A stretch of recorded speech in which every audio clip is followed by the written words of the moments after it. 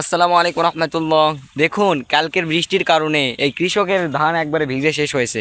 দেখুন, ধানে আয়দাটা একবার হয়েছে। কৃষকের কত বড় ক্ষতি হয়েছে দেখুন। আল্লাহ তাআলার কাছে তাই বেশি বেশি দোয়া করতে হবে, যেন আল্লাহ তাআলা বৃষ্টি যেন আমাদের সঠিক সময়ে দেয়। তাই ভাই কৃষক, এদিক শোনেন, এটা আপনার কি ধান? হয় ভাই, আমার ধান। ধানের মানে এরকম অবস্থা, মানে কি করে হয়েছে? এদের একবার হয়েছে এরকম, কি করে এরকম কালকা অবস্থা হলো? কালকা 12টা পর্যন্ত জুমার নামাজ পর্যন্ত ধান কাটেছি, তারপর ধান কাটে বাইর যায় নামাজ পড়ে। ওই বৃষ্টি হয়েছে নাকি? হ্যাঁ, 12টার নামাজ থেকে 12টার থেকেই বৃষ্টি শুরু হয়েছে।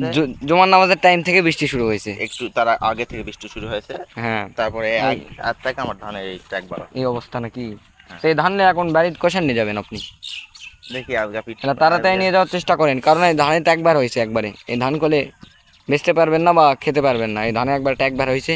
তাই সকল কৃষকের উদ্দেশ্যে আমি বলতে চাই, এরকম অবস্থা হলে তাড়াতাড়ি আপনার ধানকে বাড়িতে নিয়ে যায় ধান তাড়াতাড়ি ব্যবস্থা করবেন। ধানকে তাড়াতাড়ি পিটে নেবেন। এইরকম এইরকম যদি অবস্থা হয়।